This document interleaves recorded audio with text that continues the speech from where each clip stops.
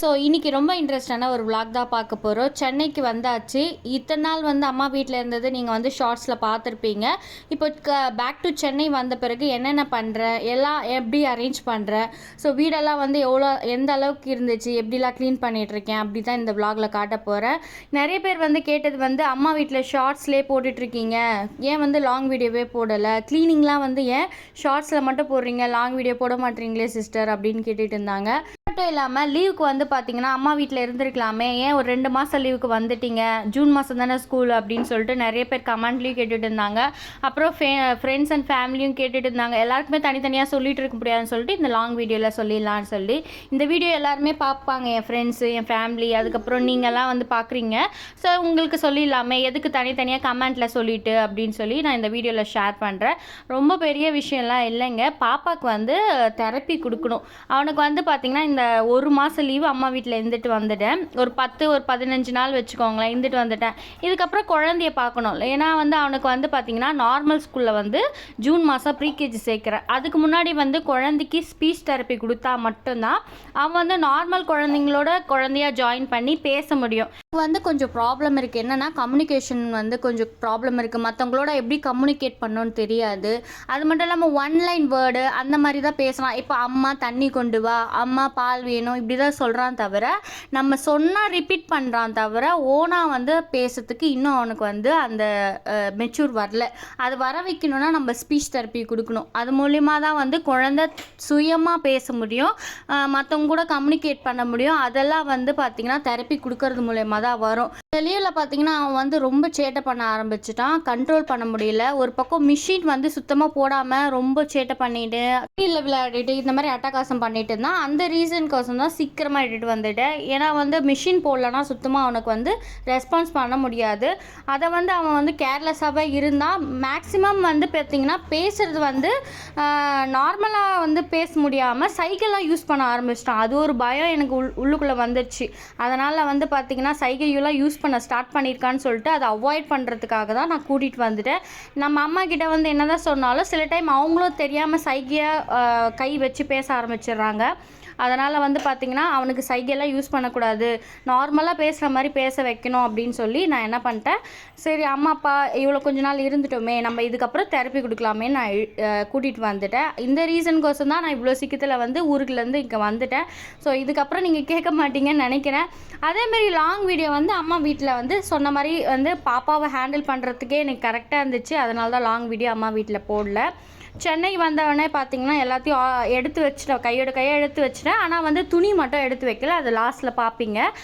First வந்து திங்ஸ்லாம் எடுத்து வச்சுட்டு அடுத்த நாள் வந்து பார்த்திங்கன்னா வெஜிடபிள்லாம் காலையிலே வாங்கிட்டு வந்துட்டு அதுக்கப்புறம் நார்மல் டே மாதிரி நம்ம வந்து ரொட்டீன் ஸ்டார்ட் பண்ணலாமே அப்படின்னு சொல்லி காலையிலே போயிட்டு காய்கறிலாம் வாங்கிட்டு வந்துட்டேன். இப்போதைக்கு 1 வீக் ஏற்ற மாதிரி தான் வந்து வெஜிடபிள் வாங்கியிருக்கேன். எனக்கு வந்து ரொம்பலாம் வந்து எல்லா காய் போட்டு செய்ய தெரியாது. எனக்கு என்ன காய் தெரியுமோ அது வரைக்கும் வாங்குவேன். மோஸ்ட்டாக பீட்ரூட்டு, கேரட்டு, உருளைக்கிழங்கு இந்த மாதிரி வந்து பேசிக் ஐட்டம் தான் தெரியும். அதுக்கப்புறம் ஸ்வீட் பொட்டேட்டோ, அப்புறம் கார்ன் அதெல்லாம் கொஞ்சம் வாங்கியிருக்கேன் பாப்பாவுக்கு. இந்த வாட்டி கார்ன் வந்து பார்த்திங்கன்னா எக்ஸ்ட்ரா 2 வாங்கியிருக்கேன். அதை வந்து இப்போ காமிப்பேன் கார்னு. ஸோ நல்லா ஃப்ரெஷ்ஷாக இருக்குது கார்ன்லாம் இங்கே. அதனால் கார்ன் 2 வாங்கிட்டேன். ஃபஸ்ட்டெல்லாம் எனக்கு தெரியாது கார்ன் வேக வச்சு கொடுத்தா குழந்தை சாப்பிடுவான்னு. இப்போ தான் வந்து ரீசன்ட் டேஸாக அந்த ஸ்கூலுக்கு போகிற டைமில் செஞ்சு கொடுத்த போது நல்லா சாப்பிட்டான். அதனால் ஒரு 2 வாங்கிட்டு ஸ்வீட் பொட்டேட்டோ வடை போட்டிருப்பேன். ஸோ நீங்கள் ஷார்ட்ஸில் பார்த்துருப்பீங்க ஸ்வீட் பொட்டேட்டோ வடை. அதை வந்து நான் வந்து செய்வேன் மோஸ்ட்டாக. அதுக்கப்புறம் வந்து பார்த்திங்கன்னா தேங்காய் வாங்கிட்டேன் சட்னி செய்கிறதுக்கு. எல்லாத்தையும் வாங்கிட்டு பார்த்திங்கன்னா கேஷ் பே பண்ணுறதுக்கு வந்துட்டேன். மொத்தம் சேர்த்து ஒரு 500 ரூபாய் ஆகிடுச்சு. ஏன்னா ஸ்வீட் கார்னு அதுக்கப்புறம் வந்து பார்த்திங்கன்னா எக்ஸ்ட்ரா முட்டை இதெல்லாம் வாங்கி வச்சுருக்கேன். ஒரு டசன் முட்டை வாங்கிட்டேன். வீட்டில் இருக்கிறதுனால குழந்தைக்கு எதனா வந்து எக்கு சம்மந்தப்பட்டதெல்லாம் செய்யலாம் அப்படின்னு வந்தவுடனே பார்த்திங்கன்னா அரேஞ்ச் பண்ணிடலான்னு எடுத்து வச்சுட்டேன். மளிகை சாமான் வந்து பார்த்திங்கன்னா போன இதுக்கு லீவுக்கு முன்னாடியே நான் வாங்கி வச்சிட்டேன். அதை நீங்கள் பார்த்துருப்பீங்க டிமார்ட்டில் வாங்கினது. அதனால் இந்த வாட்டி வந்து பார்த்திங்கன்னா எந்த பொருளும் அவ்வளோ வாங்குற மாதிரி இல்லை. மளிகை கடையில் ஃப்ரிட்ஜில் வந்து சில ஐட்டம் வைக்கிறதுக்காக நான் டிமார்ட்லேருந்து நிறைய வந்து பிளாஸ்டிக் ஐட்டம்ஸ்லாம் வாங்கிட்டு வந்தேன். எனக்கு முக்கியமாக டிரான்ஸ்பரண்ட்டாக இந்த வாட்டி வாங்கின அந்த காரணமே எந்த பொருள் எங்கே இருக்குன்னே தெரியல சமைக்கும் போது. அதனால் பூண்டு, சின்ன வெங்காயம், இந்த மாதிரி கருவேப்பிலை, கொத்தமல்லி இதெல்லாம் வந்து பார்த்திங்கன்னா ஏன்னா டிரான்ஸ்பரண்ட்டாக வேணும்னு சொல்லி இந்த வாட்டி வாங்கின்னு வந்தேன். ரொம்ப வந்து அந்த ஸ்கூல் டைம்லலாம் கொஞ்சம் கஷ்டமாக இருக்கும், எங்கடா இருக்குது அந்த கருவேப்பிலை கொத்தமல்லி அப்படின்னு சொல்லிட்டு அந்த டப்பா ஒன்று ஒன்றா தேடத்துக்குள்ளே அது தீஞ்சே போயிடும் அந்த கடுகு. அதனால் இந்த வாட்டி கொஞ்சம் டிரான்ஸ்பரண்ட்டாக வாங்கிட்டு வந்து மெயினாக வந்து இதுக்கப்புறம் கொஞ்சம் எல்லா பாக்ஸும் இதுக்கப்புறம் டிரான்ஸ்பரண்ட்டாக வாங்கிட்டு வரணும்னு இருக்கேன் நான்.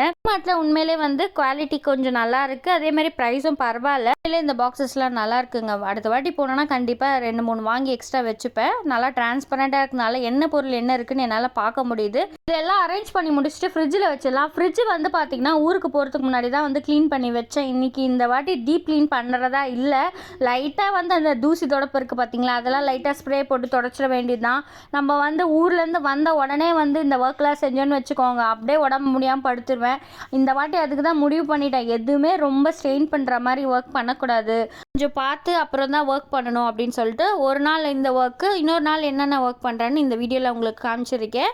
ஃப்ரிட்ஜெல்லாம் ஆர்கனைஸ் பண்ணிட்டேன். இந்த ரேக் ஒன்று வாங்கினா நான் கண்டிப்பாக இது எனக்கு யூஸே ஆகலை. நான் அடுத்த வாட்டி எது வேணும் எது வேணாம்னு நிஜமாக பார்த்து தான் வாங்கணும். நிஜமாக நிறைய பொருள் வாங்கி வாங்கி வைக்கிறோங்க, ஆனால் நான் பண்ணிடுறோம், அதை ரொம்ப வேஸ்ட் பண்ணிடுறோம். அதுக்கே இந்த வாட்டி நான் 10 வாட்டி யோசித்து வாங்கினேன், இருந்தாலும் ஒரு பொருள் எனக்கு யூஸே ஆகலை. நெக்ஸ்ட் டைம் வந்து இந்த தப்பை பண்ணக்கூடாது. நம்ம ஒரு பொருள் வாங்குகிறோன்னா அது நம்மளுக்கு கண்டிப்பாக யூஸ் ஆகுமான்னு ஒரு 10 வாட்டி யோசிச்சு தான் இதுக்கப்புறம் நம்ம வாங்கணும்.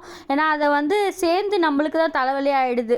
இப்போ வந்து பார்த்திங்கன்னா நெக்ஸ்ட் டே வந்து அந்த சூட் கேஸில் இருக்க கிளாத்தெல்லாம் கொஞ்சம் எடுத்து வச்சிடலாம் அப்படின்னு வந்து பொறுமையாக வந்து ஃபஸ்ட் டே வந்து பார்த்திங்கன்னா காய்கறி வாங்குறது அந்த ஃப்ரிட்ஜில் ஆர்கனைஸ் பண்ணுறது காட்டினேன்னா, இன்றைக்கி வந்து பார்த்திங்கன்னா இந்த கிளாத்தெல்லாம் கொஞ்சம் ஆர்கனைஸ் பண்ணிடலான்னு சொல்லி சூட் கேஸை வந்து 2 நாள் ஆச்சுங்க, தொடவே முடியல. அளவுக்கு பார்த்திங்கன்னா வீட்டு வேலையும் கொஞ்சம் இழுத்துகிட்டே போச்சு. இப்போ வந்து பார்த்திங்கன்னா இதெல்லாம் கொஞ்சம் க்ளீன் பண்ணிவிட்டு கீழே இருக்கிறதெல்லாம் க்ளீன் பண்ணிடலாம். செல்ஃபு வந்து பார்த்திங்கன்னா அப்படியே வந்து கலைஞ்சு கிடக்குது, அதுவும் கொஞ்சம் ஆர்கனைஸ் பண்ணிடலாம். ஃபஸ்ட்டு பாப்பா துணி எடுத்து வச்சிட்டோன்னா கொஞ்சம் வந்து நம்மளுக்கு வந்து பெட்டராக இருக்கும். பாப்பா ஸ்கூல் வந்து ஓப்பன் பண்ணுறதுக்கு முன்னாடி நம்ம கொஞ்சம் வந்து ஷாப்பிங் போகலாம் இருக்குது, அதை கண்டிப்பாக நான் ஷேர் பண்ணுவேன். வந்து பார்த்திங்கன்னா ப்ரீகேஜி தானே, அவனுக்கு வந்து கலர் ட்ரெஸ்ஸே கொடுக்குறேன்னு சொல்லிட்டாங்க, பேக் மட்டும் அவங்களே கொடுத்துட்றேன்னு சொல்லியிருக்காங்க. கலர் ட்ரெஸ்னால் நம்ம வந்து டெய்லி ஒன்று போட்டுட்டு போகணும். அது வந்து சின்னதானதெல்லாம் வந்து பார்த்திங்கன்னா நம்ம ஏற கட்டி நம்ம எடுத்து போட்டல ஊருக்கு போகிறதுக்கு முன்னாடி. அதனால் வந்து பார்த்திங்கன்னா கிளாத்ஸ் கொஞ்சம் கம்மியாக இருக்கிறதுனால நம்ம வந்து நான் கண்டிப்பாக பாப்பாவுக்கு கொஞ்சம் திங்ஸ் வாங்கி தான் ஆகணும். அவங்களே பேக் கொடுக்குறேன்னு சொல்கிறதுனால நம்ம பேக் புதுசாக வாங்க தேவையில்ல, ஆல்ரெடி 2 பேக் இருக்குது. இருந்தாலும் நெக்ஸ்ட்டு வந்து போகும்போது யூஸ் ஆகும் அப்படின்னு சொல்லி எடுத்து வச்சுட்டேன். இப்போ சூட் கேஸில் இருக்கிறதெல்லாம் எடுத்து வச்சிடலாம் அப்படின்னு. அது மட்டும் இல்லாமல் என் மாமியார்கிட்டேருந்து வந்து பார்த்திங்கன்னா நான் என்னென்ன நைட்டிலாம் வாங்கிட்டு வந்தேன் அப்படின்னு சொல்லி காட்டுறேன். நான் வந்து வீடியோவில் காட்டவே இல்லை ஷார்ட்ஸில் என்னென்ன வாங்கினேன்னு, அது இந்த லாங் வீடியோவில் உங்களுக்கு காட்டுவேன். ஃபஸ்ட்டு பாப்பாவோட கிளாத்லாம் ஃபஸ்ட்டு ஆர்கனைஸ் பண்ணிடலாம். ரீசெண்டாக வந்து 10 ருபீஸ் ஷாப் போட்ட வீடியோஸ் வந்து நிறைய பேர் ரொம்ப பிடிச்சி பார்த்துட்டு இருந்தீங்க. கண்டிப்பாக நெக்ஸ்ட் டைம் வந்து போடனா அந்த கடை சுற்றி காமிக்கிறேன் உங்களுக்கு. 10 ருபீஸ் ஷாப்லேயே நிறைய ஷாப்பில் வந்து ரொம்ப ஓவர் ரேட் போட்டுட்டு இருந்தான். ஒரு கடையில் பார்த்தீங்கன்னா நான் பார்த்த இந்த பேஸ்கெட் பார்த்தீங்கன்னா போன வாட்டி வந்து 35 ரூபா கொடுத்து வாங்கினேன். இன்றைக்கி போய் ரீசெண்டாக கேட்கும்போது 50 ரூபா கொடுத்து வாங்கினேன். நான் வேறு வழி இல்லை அவங்கக்கிட்ட கேட்டேன், இந்த மாதிரி போன வாட்டி 35 ரூபா வந்து இன்னொரு கடையில் போட்டு இருந்தாங்க, நீங்கள் வந்து 50 ரூபா விற்கிறீங்களே அப்படின்னு சொன்னதுக்கு ஏதோ ரீசன் சொன்னாங்க.